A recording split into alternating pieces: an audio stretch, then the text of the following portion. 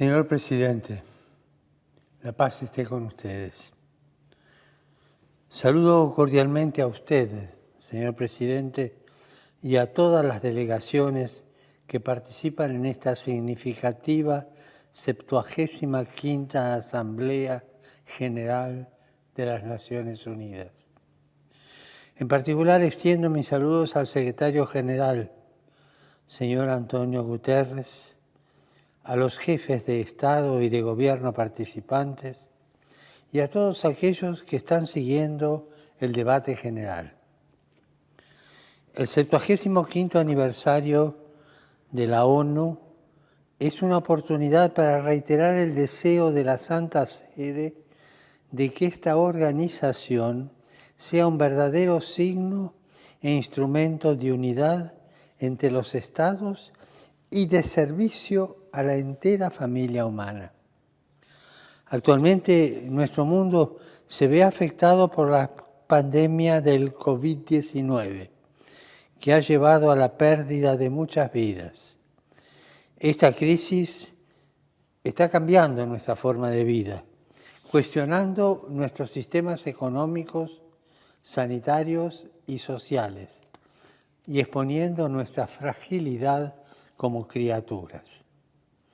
La pandemia nos llama, de hecho, a tomar este tiempo de prueba como un momento de elección, el tiempo para elegir entre lo que cuenta verdaderamente y lo que pasa, para separar lo que es necesario de lo que no lo es.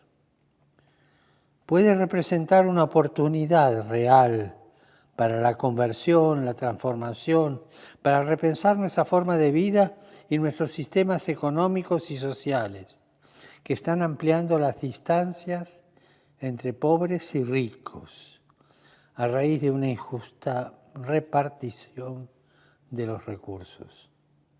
Pero también puede ser una posibilidad para una retirada defensiva, con características individualistas y elitistas. Nos enfrentamos, pues, a la elección entre uno de los dos caminos posibles. Uno conduce al fortalecimiento del multilateralismo, expresión de una renovada corresponsabilidad mundial, de una solidaridad fundamentada en la justicia y en el cumplimiento de la paz y de la unidad de la familia humana, proyecto de Dios sobre el mundo. El otro da preferencia a las actitudes de autosuficiencia, nacionalismo, proteccionismo, individualismo y aislamiento, dejando fuera los más pobres, los más vulnerables, los habitantes de las periferias existenciales, y ciertamente será perjudicial para la entera comunidad, causando autolesiones a todos. Y esto no debe prevalecer. La pandemia ha puesto de relieve la urgente necesidad de promover la salud pública y de realizar el derecho de toda persona a la atención médica básica. Por tanto, renuevo el llamado a los responsables políticos y al sector privado a que tomen las medidas adecuadas para garantizar el acceso a las vacunas contra el COVID-19 y a las tecnologías esenciales necesarias para atender a los enfermos. Y si hay que privilegiar a alguien, que ese sea el más pobre, el más vulnerable, aquel que normalmente queda discriminado por no tener poder ni recursos económicos. La crisis actual también nos ha demostrado que la solidaridad no puede ser una palabra o una promesa vacía. Además, nos muestra la importancia de evitar la tentación de superar nuestros límites naturales. La libertad humana es capaz de limitar la técnica, orientarla y colocarla al servicio de otro tipo de progreso, más sano, más humano, más social, más integral. También deberíamos tener en cuenta todos estos aspectos en los debates sobre el complejo tema de la inteligencia artificial. Teniendo esto presente, pienso también en los efectos sobre el trabajo, sector desestabilizado por un mercado laboral cada vez más impulsado por la incertidumbre y la robotización generalizada. Es particularmente necesario encontrar nuevas formas de trabajo que sean realmente capaces de satisfacer el potencial humano y que afirmen a la vez nuestra dignidad. Para garantizar un trabajo digno hay que cambiar el paradigma económico dominante, que solo busca ampliar las ganancias de las empresas. El ofrecimiento de trabajo a más personas tendría que ser uno de los principales objetivos de cada empresario, uno de los criterios de éxito de la actividad productiva. El progreso tecnológico es útil y necesario siempre que sirva para hacer que el trabajo de las personas sea más digno, más seguro, menos pesado y agobiante. Y todo esto requiere un cambio de dirección. Y para esto ya tenemos los recursos, y tenemos los medios culturales, tecnológicos, y tenemos conciencia social. Sin embargo, este cambio necesita un marco ético más fuerte, capaz de superar la tan difundida e inconscientemente consolidada cultura del descarte. En el origen de esta cultura del descarte existe una gran falta de respeto por la dignidad humana, una promoción ideológica con visiones reduccionistas de la persona, una negación de la universalidad de sus derechos fundamentales y un deseo de poder y de control absolutos que domina la sociedad moderna de hoy. Digámoslo por su nombre. Esto también es un atentado contra la humanidad. De hecho, es doloroso ver cuántos derechos fundamentales continúan siendo violados con impunidad. La lista de estas violaciones es muy larga y nos hace llegar la terrible imagen de una humanidad violada, herida, privada de dignidad, de libertad y de la posibilidad de desarrollo. En esta imagen, también los creyentes religiosos continúan sufriendo todo tipo de persecuciones, incluyendo el genocidio debido a sus creencias. También entre los creyentes religiosos somos víctimas los cristianos. ¿Cuántos sufren alrededor del mundo, a veces obligados a huir de sus tierras ancestrales, aislados de su rica historia y de su cultura? También debemos admitir que las crisis humanitarias se han convertido en el statu quo, donde los derechos a la vida, a la libertad y a la seguridad personales no están garantizados. De hecho, los conflictos en todo el mundo muestran que el uso de armas explosivas, sobre todo en áreas pobladas, tiene un impacto humanitario dramático a largo plazo. En este sentido, las armas convencionales se están volviendo cada vez menos convencionales y cada vez más armas de destrucción masiva, arruinando ciudades, escuelas, hospitales, sitios religiosos e infraestructuras y servicios básicos para la población. Además, muchos se ven obligados a abandonar sus hogares. Con frecuencia, los refugiados, los migrantes y los desplazados internos en los países de origen, tránsito y destino sufren abandonados, sin oportunidad de mejorar su situación en la vida o en la de su familia. Peor aún, miles son interceptados en el mar y devueltos a la fuerza a campos de detención donde enfrentan torturas y abusos. Muchos son víctimas de la trata, la esclavitud sexual o el trabajo forzado, explotados en labores degradantes sin un salario justo. Esto, que es intolerable, sin embargo, es hoy una realidad que muchos ignoran intencionalmente. Los tantos esfuerzos internacionales importantes para responder a estas crisis comienzan con una gran promesa, entre ellos los 2 pactos mundiales sobre refugiados y para la migración. Pero muchos carecen del apoyo político necesario para tener éxito. Otros fracasan porque los estados individuales eluden sus responsabilidades y compromisos. Sin embargo, la crisis actual es una oportunidad. Es una oportunidad para la ONU. Es una oportunidad de generar una sociedad más fraterna y compasiva. Esto incluye reconsiderar el papel de las instituciones económicas y financieras, como las de Bretton Woods, que deben responder al rápido aumento de la desigualdad entre los superricos y los permanentemente pobres. Un modelo económico que promueva la subsidiariedad, respalde el desarrollo económico a nivel local e invierta en educación e infraestructura que beneficie a las comunidades locales, proporcionará las bases para el mismo éxito económico y a la vez para renovación de la comunidad y la nación en general.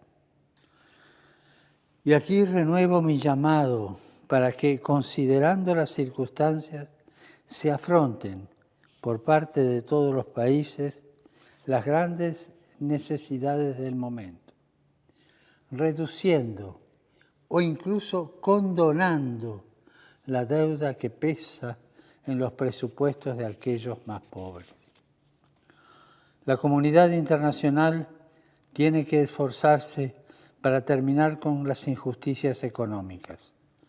Cuando los organismos multilaterales de crédito asesoren a las diferentes naciones, resulta importante tener en cuenta los conceptos elevados de la justicia fiscal, los presupuestos públicos responsables en su endeudamiento y, sobre todo, la promoción efectiva y protagónica de los más pobres en el entramado social. Tenemos la responsabilidad de proporcionar asistencia para el desarrollo a las naciones empobrecidas y alivio de la deuda para las naciones muy endeudadas. Una nueva ética supone ser conscientes de la necesidad de que todos se comprometan a trabajar juntos para cerrar las guaridas fiscales, evitar las evasiones y el lavado de dinero que le roban a la sociedad, como también para decir a las naciones la importancia de defender la justicia y el bien común sobre los intereses de las empresas y multinacionales más poderosas. Este es el tiempo propicio para renovar la arquitectura financiera internacional. Señor Presidente, recuerdo la ocasión que tuve hace 5 años de dirigirme a la Asamblea General en su 70º aniversario. Mi visita tuvo lugar en un periodo de un multilateralismo verdaderamente dinámico, un momento prometedor y de gran esperanza, inmediatamente anterior a la adopción de la Agenda 2030. Algunos meses después, también se adoptó el Acuerdo de París sobre el cambio climático. Sin embargo, debemos admitir honestamente que si bien se han logrado algunos progresos, la poca capacidad de la comunidad internacional para cumplir sus promesas de hace 5 años me lleva a reiterar que hemos de evitar toda tentación de caer en un nominalismo declaracionista con efecto tranquilizador en la conciencia. Debemos cuidar que nuestras instituciones sean realmente efectivas en la lucha contra todos estos flagelos. Pienso también en la peligrosa situación en la Amazonía y sus poblaciones indígenas. Ello nos recuerda que la crisis ambiental está indisolublemente ligada a una crisis social y que el cuidado del medio ambiente exige una aproximación integral para combatir la pobreza y combatir la exclusión. Ciertamente es un paso positivo que la sensibilidad ecológica integral y el deseo de acción hayan crecido. No debemos cargar a las próximas generaciones con los problemas causados por las anteriores. Debemos preguntarnos seriamente si existe entre nosotros la voluntad política para mitigar los efectos negativos del cambio climático, así como para ayudar a las poblaciones más pobres y más vulnerables, que son las más afectadas. La Santa Sede seguirá desempeñando su papel como una señal concreta de cuidar nuestra casa común. Recientemente ratifiqué la enmienda de Kigali al protocolo de Montreal. Señor Presidente, no podemos dejar de notar las devastadoras consecuencias de la crisis del COVID-19 en los niños, comprendiendo los menores migrantes y refugiados no acompañados. La violencia contra los niños, incluido el horrible flagelo del abuso infantil y de la pornografía, también ha aumentado dramáticamente. Además, millones de niños no pueden regresar a la escuela. En muchas partes del mundo esta situación amenaza un aumento del trabajo infantil, la explotación, el maltrato y la desnutrición. Desafortunadamente, los países y las instituciones internacionales también están promoviendo el aborto como uno de los denominados servicios esenciales en la respuesta humanitaria. Es triste ver cuán simple y conveniente se ha vuelto para algunos negar la existencia de vida como solución a problemas que pueden y deben ser resueltos tanto para la madre como para el niño no nacido. Imploro, pues, a las autoridades civiles que presten especial atención a los niños, a quienes se les niegan sus derechos y dignidad fundamentales, en particular su derecho a la vida y a la educación. No puedo evitar recordar el apelo de la joven valiente Malala Yousafzai, quien hace 5 años en la Asamblea General nos recordó que un niño, un maestro, un libro y un bolígrafo pueden cambiar el mundo. Los primeros educadores del niño son su mamá y su papá. La familia que la Declaración Universal de los Derechos Humanos describe como el elemento natural y fundamental de la sociedad. Con demasiada frecuencia, la familia es víctima de colonialismos ideológicos que la hacen vulnerable y terminan por provocar en muchos de sus miembros, especialmente en los más indefensos, niños y ancianos, un sentido de desarraigo y orfandad. La desintegración de la familia se hace eco en la fragmentación social que impide el compromiso para enfrentar enemigos comunes. Es la hora de reevaluar y volver a comprometernos con nuestros objetivos. Y uno de esos objetivos es la promoción de la mujer. Este año se cumple el 25º aniversario de la Conferencia de Beijing sobre la Mujer. En todos los niveles de la sociedad, las mujeres están jugando un papel importante con su contribución única, tomando las riendas con gran coraje en servicio del bien común. Sin embargo, muchas mujeres quedan rezagadas, víctimas de la esclavitud, la trata, la violencia y la explotación y los tratos degradantes.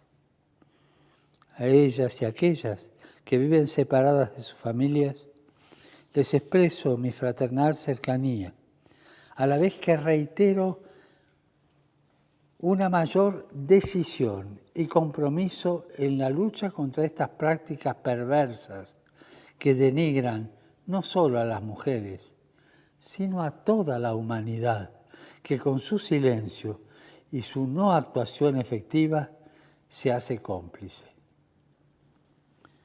Señor Presidente, debemos preguntarnos si las principales amenazas a la paz y a la seguridad, como la pobreza, las epidemias y el terrorismo, entre otras, pueden ser enfrentadas efectivamente cuando la carrera armamentista, incluyendo a las armas nucleares, continúa desperdiciando recursos preciosos que sería mejor utilizar en beneficio del desarrollo integral de los pueblos y para proteger el medio ambiente natural. Es necesario romper el clima de desconfianza existente. Estamos presenciando una erosión del multilateralismo que resulta todavía más grave a la luz de nuevas formas de tecnología militar, como son los sistemas letales de armas autónomas, LAWS, que están alterando irreversiblemente la naturaleza de la guerra, separándola aún más de la acción humana. Hay que desmantelar las lógicas perversas que atribuyen a la posesión de armas la seguridad personal y social. Tales lógicas solo sirven para incrementar las ganancias de la industria bélica, alimentando un clima de desconfianza y de temor entre las personas y los pueblos. Y en particular, la disuasión nuclear fomenta un espíritu de miedo basado en la amenaza de la aniquilación mutua que termina envenenando las relaciones entre los pueblos y obstruyendo el diálogo. Por eso es tan importante apoyar los principales instrumentos legales internacionales de desarme nuclear, no proliferación y prohibición. La Santa Sede espera que la próxima conferencia de revisión del Tratado sobre la No Proliferación de Armas Nucleares, TNP, resulte en acciones concretas, conformes con nuestra intención conjunta de lograr lo antes posible la cesación de la carrera de armamentos nucleares y de emprender medidas eficaces encaminadas al desarme nuclear. Además, nuestro mundo en conflicto necesita que la ONU se convierta en un taller para la paz cada vez más eficaz, lo cual requiere que los miembros del Consejo de Seguridad, especialmente los permanentes, actúen con mayor unidad y determinación. En este sentido, la reciente adopción del alto fuego global durante la presente crisis es una medida muy noble que exige la buena voluntad de todos para su implementación continuada. Y también reitero la importancia de disminuir las sanciones internacionales que dificultan que los estados brinden el apoyo adecuado a sus poblaciones. Señor Presidente, de una crisis no se sale igual. O salimos mejores o salimos peores. Por ello, en esta coyuntura crítica, nuestro deber es repensar el futuro de nuestra casa común y proyecto común. Es una tarea compleja que requiere honestidad y coherencia en el diálogo, a fin de mejorar el multilateralismo y la cooperación entre los Estados. Esta crisis subraya aún más los límites de nuestra autosuficiencia y común fragilidad y nos plantea explicitarnos claramente cómo queremos salir, o mejores o peores. Porque, repito, de una crisis no se sale igual. O salimos mejores o salimos peores. La pandemia nos ha mostrado que no podemos vivir sin el otro, o peor aún, uno contra el otro. Las Naciones Unidas fueron creadas para unir a las naciones, para acercarlas como un puente entre los pueblos. Usémoslo para transformar el desafío que enfrentamos en una oportunidad para construir juntos, una vez más, el futuro que queremos. Y que Dios nos bendiga a todos. Gracias, señor presidente.